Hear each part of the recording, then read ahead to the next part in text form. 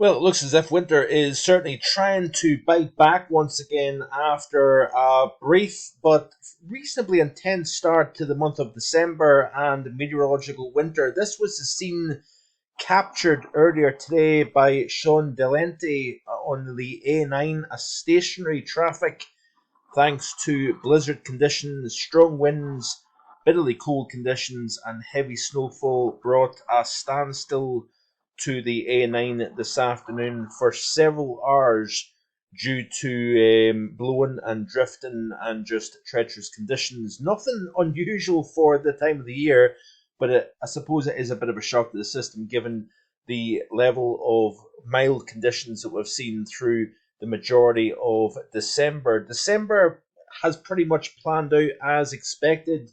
We had the cold start, we've had the warm majority of the central portion of the month, and then as we move towards the Christmas New Year period, we would turn colder once again, and that is the case. So, Storm Gerrit moved from south to north up the western side of Ireland and the British Isles. During the overnight last night, temperatures dropped to -5 locally in the glens of Highland Scotland. And then as the overnight period wore on, we've seen the system moving northwards here. So this is the pressure chart over the last 24 or so hours. And you can see Storm Gerrit moving northwards. As it trekked northwards, you can see the pinch in the isobars indicating very strong south to southeasterly winds. Very heavy precipitation moving northwards on the eastern flank of the system as well. And as you can see here, the pressure was dropping through the course of the morning and over the course of the afternoon. And the pressure now currently sits in the upper 960s in millibars, but there is quite an interesting shift in the overall system itself. Now, we had very strong winds coming in from a south to southeasterly direction today. Winds in excess of 86 miles per hour at Inverbervie, southern Aberdeenshire. Earlier this afternoon, we had wind gusts in excess of 123 miles an hour over Cairngorm Summit. Very heavy rainfall at low levels, but get yourself above 300 meters, and we had heavy blowing snow through much of today. But you notice here that we have a little bit of a spreading out the isobars, indicating a lowering of the winds. We've got actually two kind of centres here. The main parent low well out to the west of the northern Outer Hebrides, but we've got pressure down into the mid 970s in millibars, but very little in the way of wind through this evening up here across the north. But the further south, where we've got a little bit of a tightening of the isobars, we've got some fairly strong winds. You can see here, this is the current temperature profile across the British Isles as of recording, so just past 6 p.m. We've got some fairly cold conditions under those lighter winds, possibly even some breaks in the cloud cover as well. But look at the contrast between the north and south. Once again, we've got 0 to 3 Celsius in the north. We've got temperatures as high as 12. I think, 12 looks as if it's the highest temperature, but some very mild conditions once again across more southern portions of the British Isles here. Current wind speeds in kilometers per hour, and you can see that we've got some very strong winds through Orkney at the moment, the far northern portions of Caithness and Sutherland. But then underneath where that space in the isobars are, we've got for some pretty slack winds actually as of early this evening. But then once again further south, you've got the wind speeds in excess of 70 to 80 kilometers per hour. Over the Pennines, we're seeing some very gusty winds indeed as well, so causing some issues probably up and down the A1 this evening. Also some quite strong winds across the south coast of Ireland as well. So we've got yet another system. So Storm Gerrit is one of multiple systems since the back end of this summer that has drawn a tropical connection. So in other words, we've got a deep area of low pressure moving north, displaced jet stream. We've got a frontal system associated with Gerrit extending all the way down into the tropical Atlantic. So we've got this injection, this tapping of warm moisture from the tropics or subtropics getting lifted along the cold front and up into the British Isles, delivering this continuation of very heavy precipitation. So El Nino, the warm Atlantic, and the blocking up towards Greenland, while we've not got blocking as such at the moment over Greenland, that has been the case later July, August, September, October, with the exceptions of the positive NAO during the early portions of September. That negative NAO has essentially connected the UK and Ireland with the tropics or the subtropics. Add in an abnormally warm North Atlantic, and you've got the fuel here for a very, very soggy back end of 2023.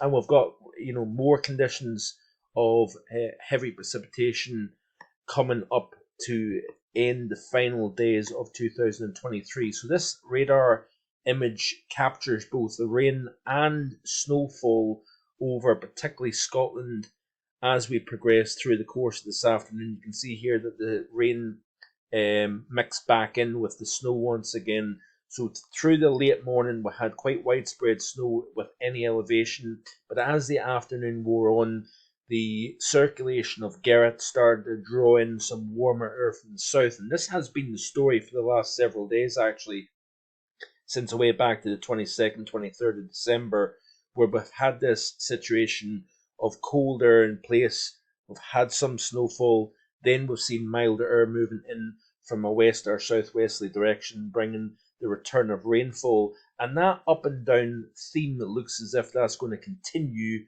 through the next several days and the final days of the month, really.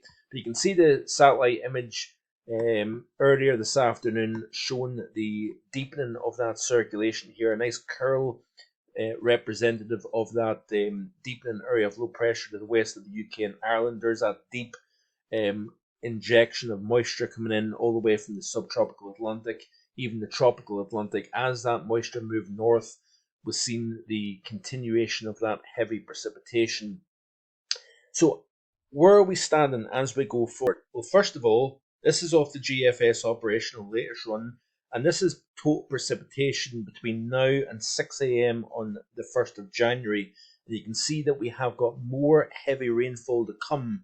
Western Wales, northwestern England, and particularly the western side of Scotland. If we look at the UK up close, you can see that we have got a significant amount of rainfall fallen within that time frame here, in excess of 100 to 150 millimeters of rain. So that's additional rain on what we've already seen. And the flooding situation with the A9 down near Ballinlough, same area that flooded with the runoff coming off the hills. And I think there was the part of the River Tay actually burst its banks. I could be mistaken with that, but certainly we had a flooded A9 near Ballinlough on the just to the south side of Pitlochry, and that's the same area that flooded during Storm Babette when there was a red weather warning in place from the Met Office. So the continuation of this rainfall is adding to an already serious situation, and it's going to be very interesting when all is said and done with regards to how much rain this second half of the year has actually delivered. This possibly could be one of the wettest periods between July and December in recorded history for the British Isles. But let's go back to the overview chart here. So this is, like I said, the latest run of the GFS. We'll go to a better view so you can see the broader picture. And there's that 968 millibar area of low pressure, the centre of Storm Gerrit. We continue to see that moisture getting drawn out of the subtropical Atlantic up into the UK as we progress through the second half of today. Then that rain band eventually clears out. We've got heavy snowfall, cold conditions, severe gale force winds, anywhere from Orkney up to Shetland. We've got the strong westerly winds coming in off the Atlantic on the southern flank of that low. That system then eventually moves into the Norwegian Sea. We've got yet another area of low pressure that then kind of limps its way across the northern half of the UK. But you notice here that the remnants of Storm Gerrit, are not remnants because it doesn't completely fill, it just stays in place to the north of the British Isles and particularly so Shetland. It kind of drifts slightly further south once again and reintroduces a snow threat to the northern half of the British Isles. Then as we move towards the Saturday time frame, it's all eyes on this next area of low pressure. This could be the next named storm, by the way. Believe it or not, we could have another named storm before the year is out. And this latest run of the GFS indicates a 958 millibar area of low pressure. It becomes a little bit stuck in place through the course of Saturday in the New Year's Eve itself, and we will see gale force winds coming in from a westerly direction across Ireland, Northern Ireland, the bulk of England and Wales. The centre of the low, certainly according to this latest run, stays across the northern half of the British Isles, so it stays less windy here, it looks like. And then we have a rather messy picture, a large envelope of low pressure. We've got one centre to the southwest of Iceland. We've got several other areas of low pressure here further south, and we are starting to see a colder theme becoming more established as we move into the early portion of the new year. So you can see as we move towards the time frame of the first full week of January, we've got still the continuation of low pressure.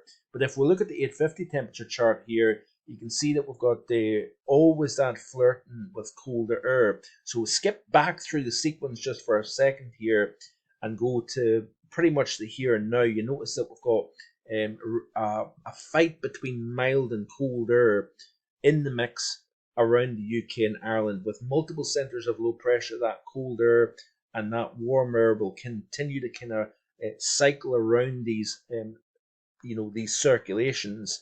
But it's as we move into the first full week of January, you can start to see some very bitterly cold air over Scandinavia. Some temperatures actually at the surface. Some of the model output is indicating close to -40, believe it or not, in the Baltic region, Scandinavia. But with an area of low pressure moving across the southern North Sea, some of this very, very cold air may actually try to get drawn westwards into the UK and Ireland. So we'll need to watch that very, very carefully as we go towards the end of week 1 of January here. So certainly this cold theme looks as if it's going to try and hold on, and then we're then adding into the mix the Mann-Julian oscillation, pretty strong active phase 1 of the MJO. That increases the potential for blocking over the mid to high latitude region. That then encourages cold air from the high latitude, so in other words, the Arctic region southwards into the mid latitude pattern, and that's exactly where these areas of high pressure become established. They act as wheels that draw that cold air into particular areas where the trough and the ridge sets up here. But the latest run of the GFS is indicating that we have this push of very, very mild air getting lifted northwards up into Greenland. Temperatures this morning over the central Greenland ice cap, by the way, at -58, with a wind chill of -81 Celsius at one point, and the daytime temperature during the course of yesterday was stuck in the -50s. So bitterly cold air over Greenland is now starting to fade. I've noticed the temperature's been rising throughout the course of late morning, through the course of today, into the -40s.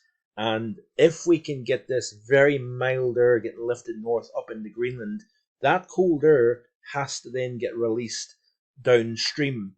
And the latest run of the GFS indicates that the downstream of that becomes Scandinavia and possibly into the UK and Ireland here. So the latest run of the models indicate that the Arctic oscillation is set to go into firm negative territory. If we look at that here, you can see now that it's starting to tank. Now we've had that strong positive AO, which is a buildup of cold air within the high latitude region. As it goes into negative territory, that indicates that we're seeing height rises within the Arctic region. So that then forces the cold out of the Arctic into the mid-latitude pattern.